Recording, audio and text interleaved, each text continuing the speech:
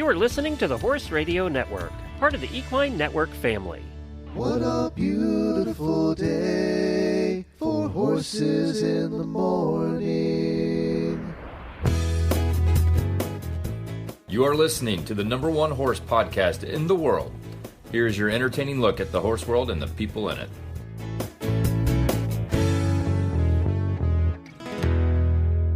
This is episode 11 of the Stable Riding with Solange podcast.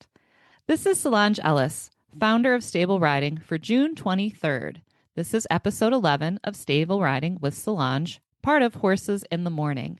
I am here the fourth Tuesday of every month to talk to you all about the rider and how we can make ourselves better in the saddle. Today we're going to start a little differently with a story from my own life that fits into this month's theme perfectly. Dear listener, it was really hot here in Ohio last summer. Not only was it abnormally hot, but it stayed hot for an abnormally long time. All my horses always have stall fans in the summer, but this heat wave called for a massive stall fan system upgrade. So I started a big old fan project. I was cleaning the current fans, buying new fans, plus I built new and improved stall fan hangers and was installing them. All told, it was about 50 total fans, and I needed help. So my one barn kid, who I've known for a million years, came to my rescue and started helping me. During this heat wave, on my day off, Sam agreed to come in and start hanging up some of the new fans on my fancy new hangers. I was out running errands with my kid, and she calls me for the stall list. I tell her that if she doesn't want to drag the big ladder out of the lab, she can just hop in the UTV, drive it into the barn, pull the UTV up to the stall fronts because my UTV has a little flatbed on the back, and stand in the bed and reach the fan holders that way. I explained that I'd been doing it that way all week, and it was super easy.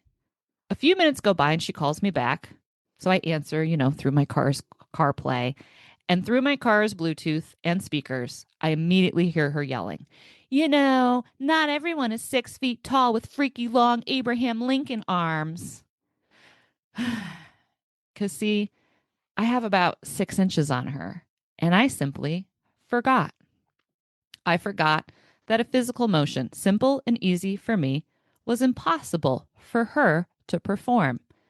And I'm going to say that again for the cheap seats in the back. A physical motion, simple and easy for me, is impossible for her to perform. The fan story, as it shall now forever be known, is a staple in my riding instruction because it perfectly illustrates what riders are dealing with. We are all shaped wildly differently, and yet we are all told the same basic thing when it comes to being taught to ride. For those of you listeners who haven't met me in person, I'm tall, like rode here on a comet from the planet Amazon tall. I was this height at 13, and it has both massive advantages to my riding as well as some pretty significant disadvantages, which is true for everyone. Every body type has its own strengths and weaknesses. It's the instructor's job to teach the rider what those strengths and weaknesses are and help the rider support the weaker spots and leverage their strengths. As I continue this series of podcasts, I'm going to have more rider body type episodes, as I feel it's something that's endlessly overlooked in our industry. And that's to the detriment of both the horse and the rider. So today's pod is all about tiny ladies and the specifics of how they need to ride. I walk around all day seeing women with my eyeballs, and the majority of them are much closer to 5 feet than the nearly 6 feet I stand at. Petite ladies are a huge portion of the riding community, and yet no one teaches them to ride taking into consideration their individual body type. These riders are often also light mass. And this will be a future episode topic, but it's worth mentioning here anyway. 120 pounds is minimum optimum rider mass. And many children and petite adult riders are often below or only just at or above that mass limit. We all have to admit that traditional riding instruction was designed for athletic male bodies. The cavalry, classical dressage, and classical equitation are the roots of what we really still teach today. And this was all created in a time period where women were still in skirts and riding side saddle. Yet we insist on teaching kids and small women to ride like grown men, which is both illogical and dangerous. We must take individual rider body type into consideration if we want safe, stable, happy, and effective riders. The minimum rider body based on those traditional principles is a lean, athletic male build, 5'6" to like 5'10, I don't know, 160, 180, something around there. And I don't disagree with that assessment at all. If you lined up a bunch of new recruits and I had to pick from those men to fill my cavalry program, you bet your butt that's the body type I'm picking. But I'm not creating soldiers on horseback for a living. So I get to have my all rider stance where I teach everybody, which is really way more fun and more interesting. So I'm quite happy with my current gig. That being said, I appreciate that anyone who is not that young, lean, athletic male body type will struggle and sometimes fail if forced into a system not built for them. Like my barn kid Sam, who could never ever hang fans from my UTV bed, and no amount of someone yelling, think tall, reach more, or lengthen your arms would change that for her. As you can imagine, I talk to lots of riders, and now more than ever, those riders are from all over the world. They're in my comment section, my email, and my DMs with tons of questions and requests for help. And I make it a point to try and answer each one of them. And part of that answer always includes me asking them the following. I ask their age, height, and approximate weight, as well as a photo of them sitting on their horse from the side. This gives me the data I need to start my diagnostic process. I need to see their individual body geometry. Arm length, leg length, torso length, and chest circumference are all huge factors in how riders ride. This greatly affects their center of mass and how that relates to the axis of rotation where their body touches the horse or the saddle. Which brings me to the bad news for all us horse people who are horse people because we aren't number people. Riding is just math. It's a complicated physics equation. We have the human and their skeletal conformation and mass distribution. Then we have the horse. And I ride and teach on so many different breeds and types of horses that I've stopped categorizing them by breed. Now I sort them by high head carriage and low head carriage, because from there you can pretty accurately predict if they're going to be a flat mover or a vertical mover. Next up, we have saddles. The saddle shape and flap conformation can have a huge impact on the rider's position. The next layer after that is stirrup length, which has to be the correct length for the rider to access stability. And that standard phrase of lengthen or shorten your stirrup a hole is useless, as it does not consider the fact that these holes are punched at all sorts of different distances. Some English leathers have holes punched a ½ inch apart. Some Western fenders, the difference is almost 2 inches. Or are you stirrupless or bareback? Or are you side saddle with just one stirrup? Then we have the activity you're participating in with your horse. Are you going slow? Are you going fast? Are you jumping? What's the terrain? The pitch of the ground? It gets very complicated very quickly. In my own body, I'm nearly 6 feet tall and 150 pounds, with ridiculously long arms and legs, plus a very short torso. I ride a horse a certain way based on my individual skeletal conformation. I also appreciate that I am an uncommon female body type, and therefore the majority of the women that I teach will not look like me, which means that they will need different instruction to be stable and have effective aids. To be blunt, I teach a ton of short chicks, 5 feet 4 inches and below. In fact, I teach so many women who are only just about 5 feet tall, so nearly a foot shorter than me. Dear listeners, that is a massive difference. I also teach men taller than me. Not often, but every so once in a while, I get a guy whose stirrups are longer than mine. Therefore, it is conceivable that on a normal day of work for me, in the span of 2 hours, I can teach a woman who's about 5 feet tall and then a man who is 6 feet 5 inches tall. That's almost an 18-inch difference. Now, I need to pause here and say this. Both that man and that woman, in spite of the massive physical differences between them, can both be stable, effective, and successful riders. But if you think that they're going to do it the same way or can be furnished with the exact same physical technique instructions, then you are simply bananas. Tiny ladies, and in my head, that's anyone under 5 feet 4 inches tall, need to ride the special tiny lady way because there is one. And having taught years and years of kids and tiny ladies, I know exactly what they need. Shorter riders have shorter arms, so they often struggle with hand position and rein length. I tend to recommend that they buy extra long reins regardless of their horse's neck length. They have shorter legs, so kicking and leg aids are going to look and land differently for them. They do better on slab-sided or narrow-bodied horses, and they do better in less built-up or flatter, flapped saddles. They also need a stronger mounting technique. Their overall leverage and pressure level of their aids will be less than that of a larger male counterpart. Often the smaller ladies weigh less, so they're displaced out of the saddle at a lower motion or movement threshold than heavier riders. Big dudes, they can get away with riding like a soup sandwich for much longer. It's harder for a horse to displace a 200-pound slab of man, and it's also harder for them to bust a move with a big dude strapped to their back than a teeny little lady. I will say, though, that when big dudes fall off, they fall off. Like, bam. So it's not all roses and sunshine for them either. Also, tiny ladies tend to hate their stirrups. They dislike them, they fiddle with them, and I find that a lot of times they tell me they're happier without their stirrups or a bareback. So I spend a lot of time healing tiny ladies' relationships with their stirrups. For today, I have not one, but two tiny ladies as guests. I've been excited about this recording for months, as these two are not just a hoot. They are at minimum a hoot and a half. Tara and Jocelyn are fixtures here at Stable Riding and often bring me into tears of hysterical laughter. So you better buckle up and cover your butts. It's tiny lady time. OMG. Can you believe it, ladies? The Tara and Jocelyn show is officially going to be on the airwaves. The suspense has been killing me. I know. I've been waiting my whole life for this. We have trained our whole lives for this moment. Okay, I'm going to jump into it. All right.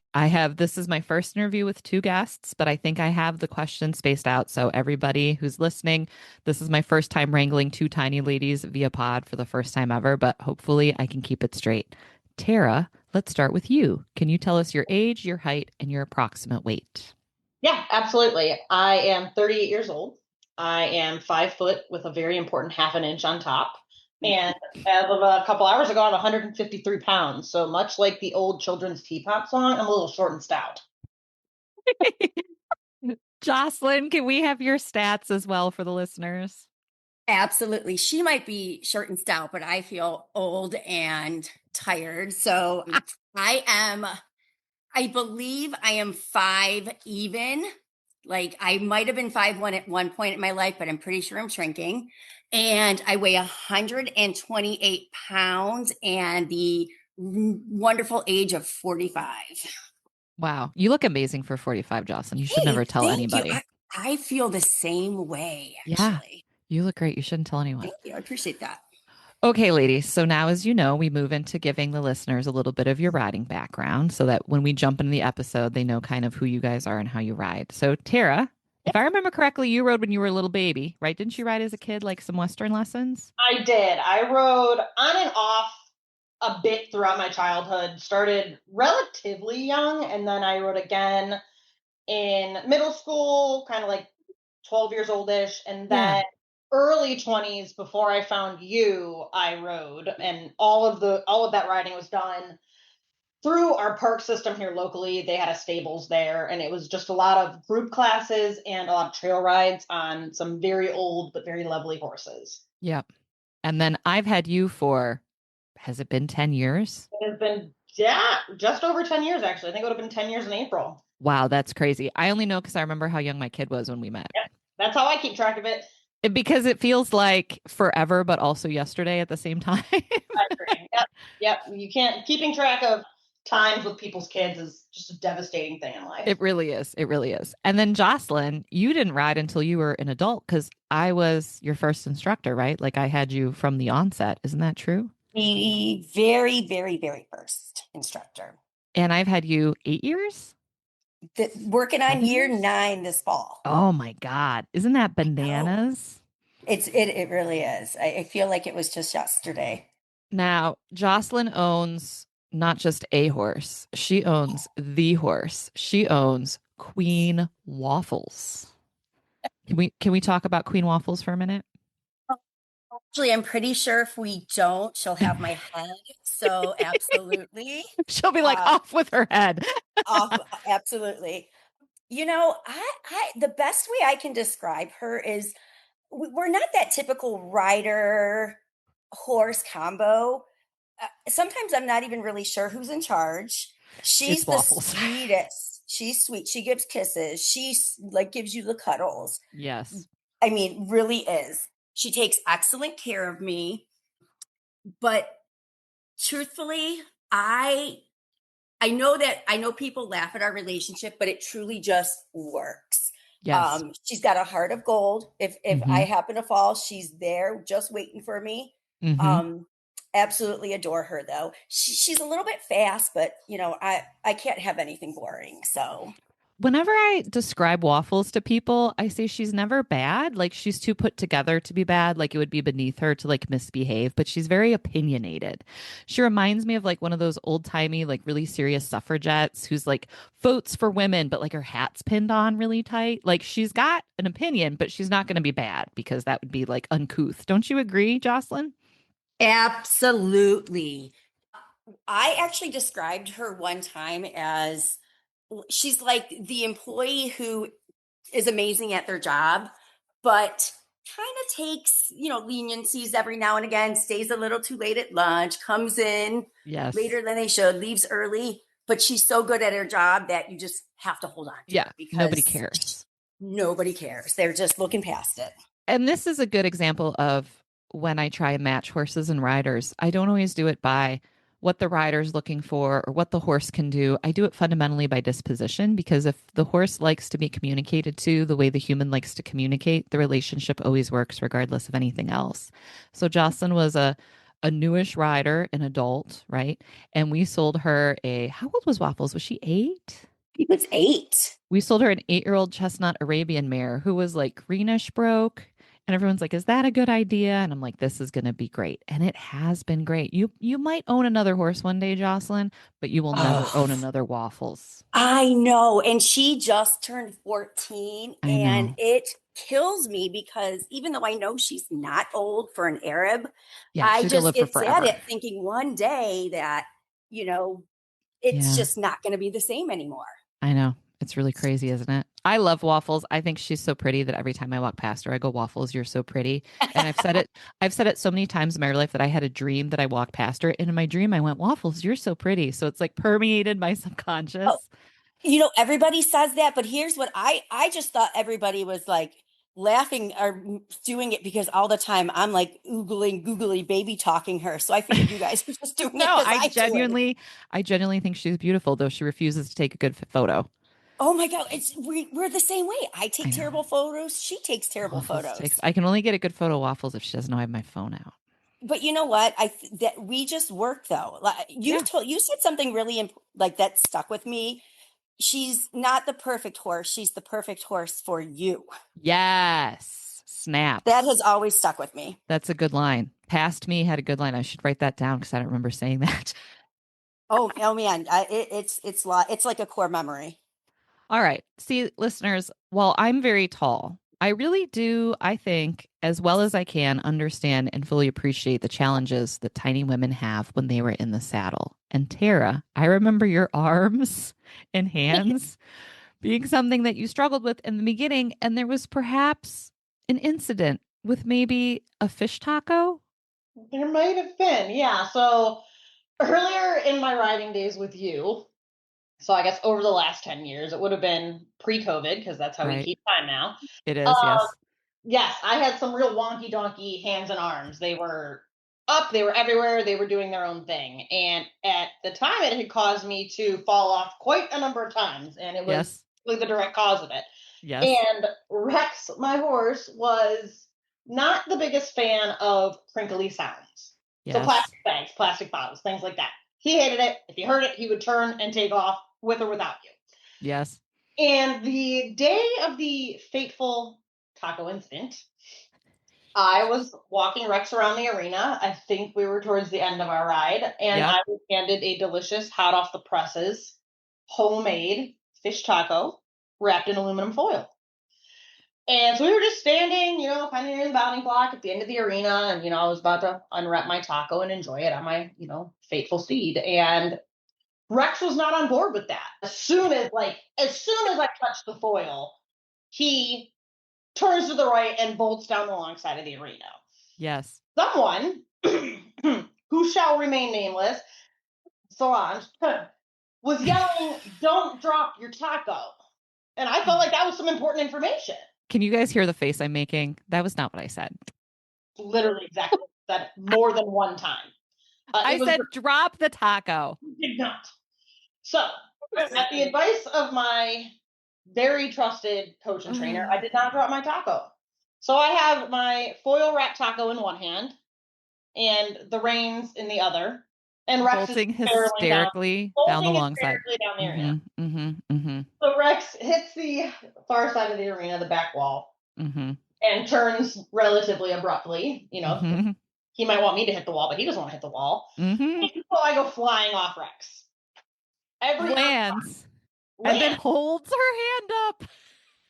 I hold the hand up with my perfectly untouched, still perfectly wrapped taco, with not an ounce of oxygen left in my lungs. But the taco was okay. Oh my God. And once the air was returned to my lungs and I had fully oxygenated my body again, I enjoyed a delicious, utterly delicious, warm, juicy fish taco. Those were the best fish tacos. And never fell off Rex again, because that was the fourth time, and that was kind of the straw that broke my back. And we remedied the arm situation very quickly after that. It kind of put everything into perspective. It put everything that you've been teaching me blatantly in front of me. So I finally decided to listen to what you've been telling me about my hands and arms, and I put those down, and that was that. That was that. And if I can say, Tara has a lovely chest. She's quite well endowed. So we have a chest circumference and a short arm, all in a tiny lady. And that, that creates a very specific physics equation that, with the fish taco and the standard bread off the track, was just one too many things. But that's why you were in my phone for like 5 years as Taco Tara.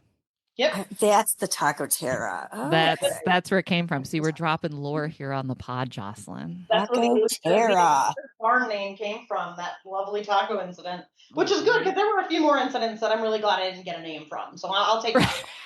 That's the one. Yeah, it could be so much worse.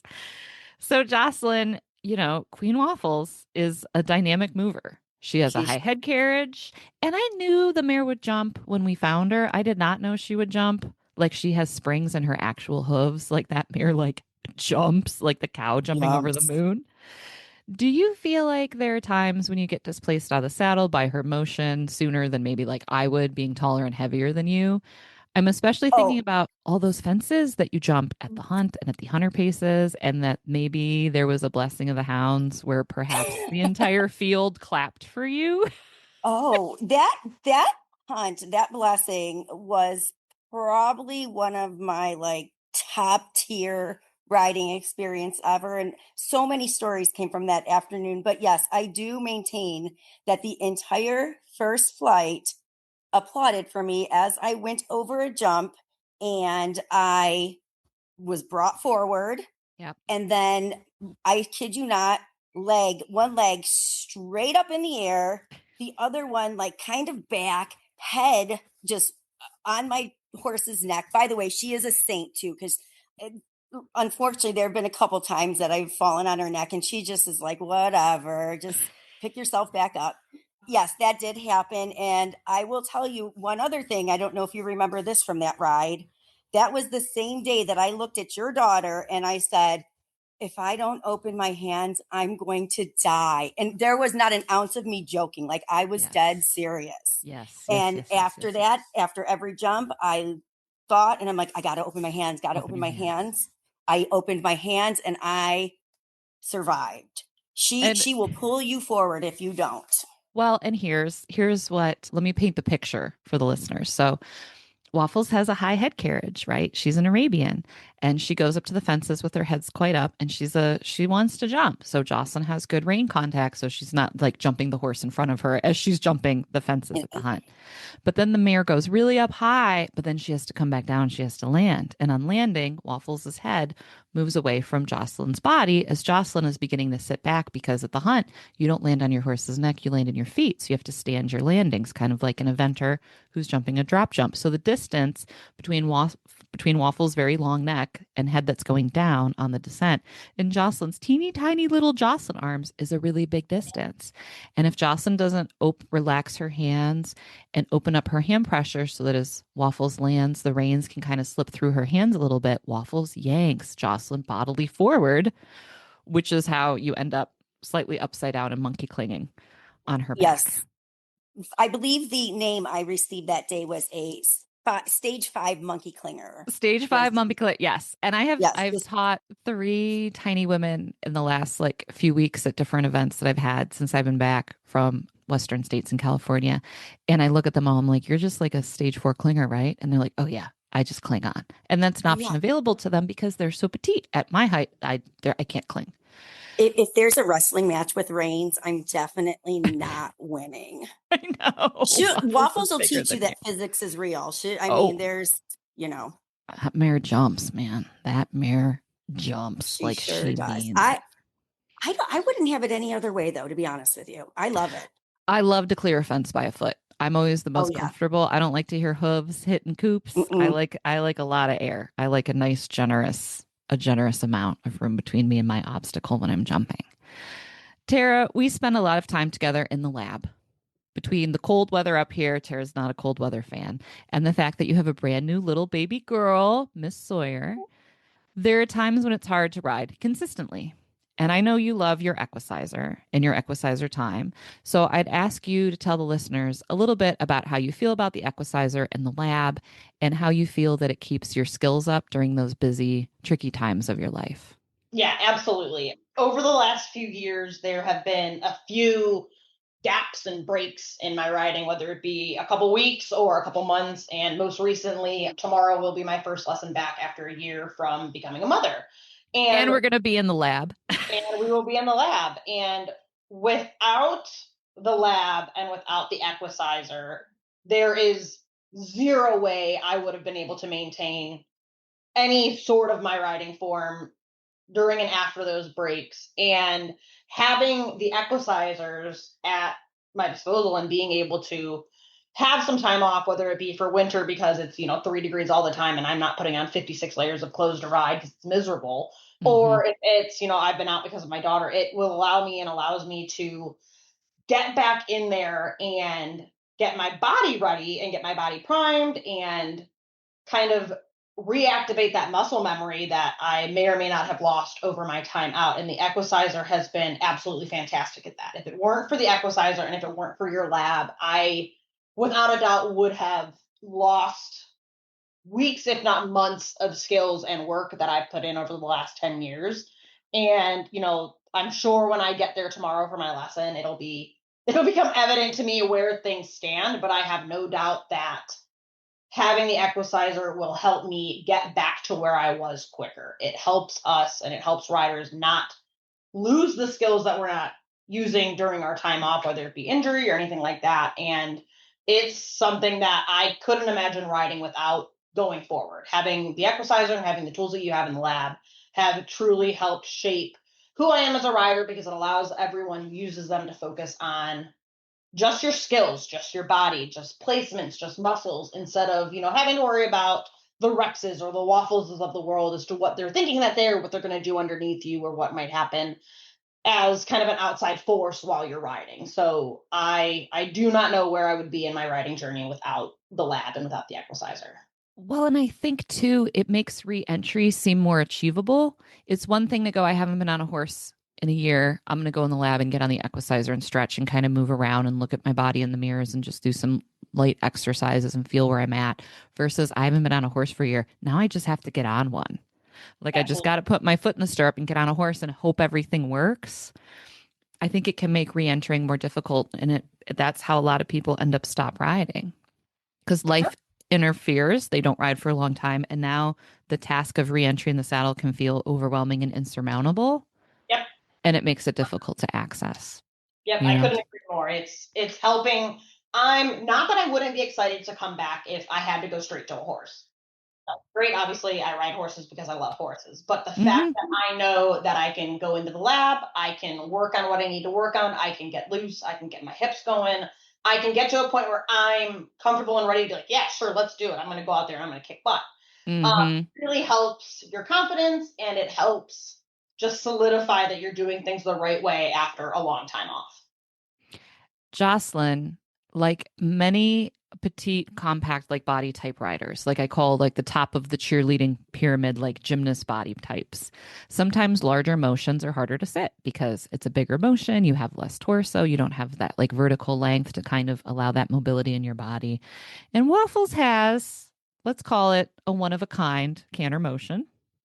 So she's a little bit harder to sit. And I remember us working in the lab on your sitting canter and then you coming in the next day and telling me that you had like a mad scientist 3 a.m. eureka. Oh, yeah. Are you willing to share that story? Oh my gosh.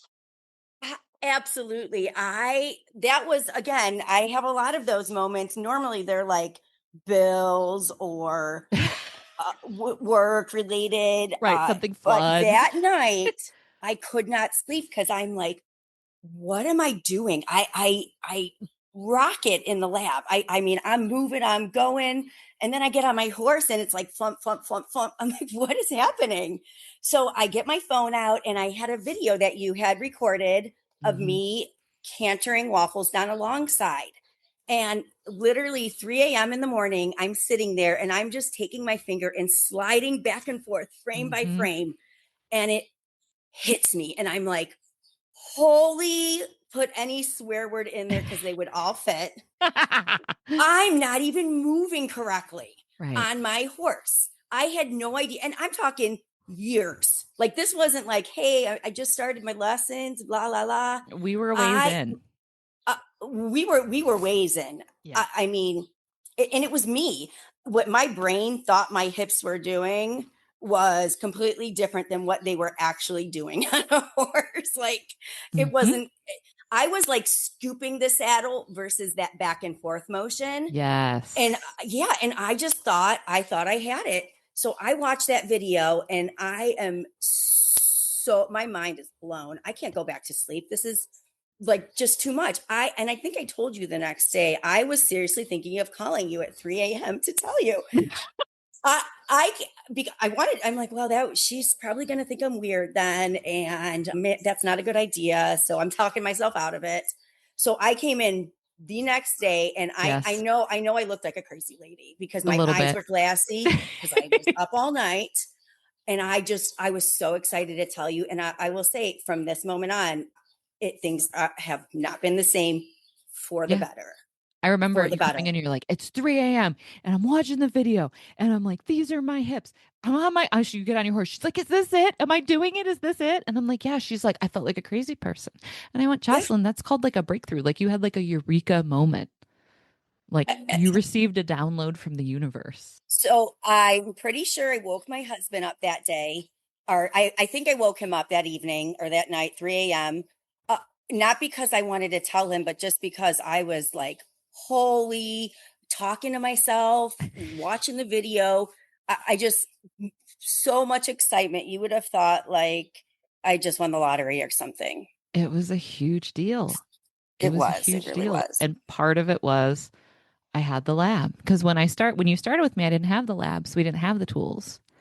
And then once I got the tools and I realized how to use them, I was like, you know what? You know who I got to bring over here? I got to bring Jocelyn over here. And I don't know how long it would have taken for you to have that physical conclusion had we not had those tools. I think it would have happened eventually, but it might have been a lot longer. Don't know. Don't tell anybody I said this, but I'm not sure because I mean, when my brain is set in something, it's set. Right. And it took me doing it on the Equisizer and then seeing myself. Like I had my brain convinced me that I was doing it correctly. So I mean that your lab is, I'm going to be on. At first I was like, if I'm going to pay to ride a horse, I want to ride a horse. Right. Exactly. but I will tell you the things that you can do and the things you do are just amazing. Definitely changed my riding. It's been an incredible journey. I have so much fun teaching in there. All right. To wrap up, Tara, what would you say to other petite lady riders knowing what you know now? Knowing what I know now, I would say just do the dang thing. You're like, don't drop the taco. Don't make like, it. Just drop it. Under no circumstances, no matter how many times someone, Solange is telling you not to drop your taco, don't drop the taco. It'll be delicious once you get the air back in your lungs. But what I would say is just do it, because contrary to popular belief, size does not always matter. And with the right coach and the right tools, being petite, and whether you're petite and round like me, or you're petite and skinny like Jocelyn, or if you're heavy up top or not, being petite will have little to no impact on your rider journey if you have the right tools and the right coach. And I would say just do it. Just do it, man. Just do it. That's great advice. Jocelyn, I want to just really say this to you, because sometimes I think you don't give yourself enough credit. You did the thing. You have completed so many adult riders' absolute dream. You learned to ride, bought the horse, have the truck and the trailer, and now you are safe, stable, and self-sufficient. There are so many beautiful spring and fall Friday afternoons where you hitch up, load up, and take Waffles to the park by yourself. By myself. You have done it. Having done all that, and knowing that this pod might reach a rider who started on that journey, what advice or encouragement would you like to give them? Oh my goodness. I do not give myself enough grace. Almost never. It is something I'm working on, but yes. I think that if I had to say anything, I would say that keep in mind that, progress is not always comfortable. If I had a nickel for every time I left the barn in tears saying I was never coming back, and I would call somebody else who probably called you afterwards and tell them, I'm done. I can't do this. I'm not coming back. I'm terrible.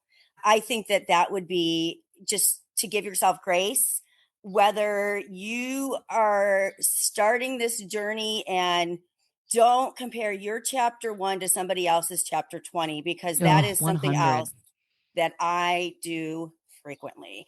100. And it has taken a while. There's been crying in the middle of the arena as I was sitting not on a horse. There has, yes. But I finally feel that I'm in a place, and I've been here for a bit now, where I can do something wrong, or somebody can tell me, or maybe I am not capable of something at that moment. And I can look at myself and say, okay, I can't do this yet, but we'll get there. Yes. Yeah. Which is, I think, amazing advice, and also a huge indication of how much progress you've made in your riding journey and in your confidence, Jocelyn. Thank you. I think I'm going to cry. You should be really proud of yourself. I always tease Jocelyn that this year we have a new Jocelyn. I'm like, it's the drop of the Jocelyn 17 Pro, like the iPhone. Oh, yeah. And it's official now, because if you read my saddle, that is the name of my saddle, Jocelyn 17 Pro. Dude, I love it. I love Jocelyn 17 Pro, but I'm excited for Jocelyn 18, because I know I'm going to get an 18. Oh, I'm like, what comes next? It's going to be something amazing. Oh, that's going to be travel, I think. Travel and riding. Yes. Oh, I can't wait for you. I can't wait for you to I'm do that. excited. Ladies, thank you two so much for taking the time today, for being on the pod, and for sharing your stories and your incredible tiny lady personalities. I love you both so much. Love you too. Happy to be here. Thank you, girls. I'll see you all. Did I get the job, ladies? Yes, you totally are hired. I'm hired. Cool. All right. All right. Thank you. Bye. Writing this podcast was really interesting for me. In the 2 weeks leading up to recording this, I met and taught so many tiny ladies. I was in California at the Western States Horse Expo, and a lady there in my clinic was under 5 feet tall. And then I came home and had 2 more tiny ladies in another clinic. I kept telling them that this episode was coming out and that they should look for it. So ladies, this one is for you. And if you know an awesome tiny lady who rides, please share this episode with them too. All right. For today's rider tip and homework, we're going to talk about turning and what I call arm pulling versus back pulling. I will talk about direct reining first, where you hold one rein in each hand, and then neck reining second, where you hold both reins in the same hand. And if you're like, duh, I know what neck reining is. You don't have to explain it. I get it. But there may be a listener here who's new to riding, and I want to make sure I make myself extra clear. The language we use to teach riders to turn when they're direct reining is usually something like this. Pull to turn, or to turn left, pull with your left rein. This is a problem, as using the word pull encourages riders to grab onto their rein with their hand and use their arm muscles to pull, which is bad. When you pull with your arms, you're only using your arm muscles, which is not enough to turn a horse who does not want to go in that direction. It also pulls your torso forward into the horse. You're actually pulling yourself forward and out of the saddle, which makes you unstable, tips your weight onto the horse's forehand, making it harder for them to turn physically beneath you. It also robs you of your weight aids as it pulls you forward off your seat bones, which then closes your hip angle and makes it harder to use a leg aid. In conclusion, arm pulling keeps you from clearly communicating to your horse the direction you want them to travel in. And if they're having like a big feeling moment beneath you when you're trying to turn them, you are now unstable and at a risk of being displaced off their back. All coaches have a different way of assessing and sorting their riders by skills and abilities. And mine looks a little odd. I don't care how long someone's been riding or what kind of horse they have. I don't worry about how fast they go or how high they jump or what ribbons they have won. I want to know the following. Can they sit their trot? Do they have functional leg aids, especially in the canter? And do they arm pull? That is how big of a deal this is. If a rider is an arm puller, when they turn and stop, it will hinder their ability to move forward in their riding journey. So how do you make sure that you're not arm pulling and instead back pulling? This is easy. While walking straight, make sure your reins are short enough length that you can feel your horse's face or mouth in your hand on the reins as soon as you begin to move your body. If your reins are too loose, there will be too much slack in the rein for the motion of your body to reach the horse, and then they will not feel that pressure. And because there's no pressure, there's no aid, so they will not respond. So now I'm going to assume you're walking straight and your rein length is adjusted correctly. Next, we're going to move our horse to the left using our left rein. To do this, close the fingers of your left hand and tighten the muscles in your left arm. This freezes your left hand and arm into like a solid unit, like a stick. Then turn your head left, keeping your chin level, and try and turn your head so much that your chin almost lines up with your shoulder. So really turn that head. I always say, turn your head, turn your horse. Now pull your left shoulder back, twisting your shoulders to face your chest to the left, keeping your hips straight. I tell my riders to think about twisting their ribs like the rotating gun turret on the top of a tank. Or the robot girls from Austin Power movies, you know, the one with the guns in their boobs. Are you guys old enough to remember that? I am. So you do not pull to turn your horse, you twist to turn your horse. And you guessed it. To turn right, you do the exact same thing. With your right arm, right hand, right shoulder, right rein, twist right to turn right. This is very important for tiny ladies who have shorter arms and shorter torsos because they're more likely to get pulled forward by the reins, like Jocelyn mentioned earlier in the interview. For your homework, try this under really easy circumstances at first. At a walk, just lazy turning this way and lazy turning that way. Once that works, you can weave in and out of some cones if you want, like pony driving school. From there, add doing it at the trot and the canter, and also try it in different positions, posting, sitting, with your feet in and out of your stirrups. I want turning correctly with your back, not your arms, to become unconscious competence. Many years ago, I had an ancient brown and white pony named Pop-Tart who terrorized children by dragging them over to the grass and trying to yank her head down to eat. Pop-Tart was a tough old broad.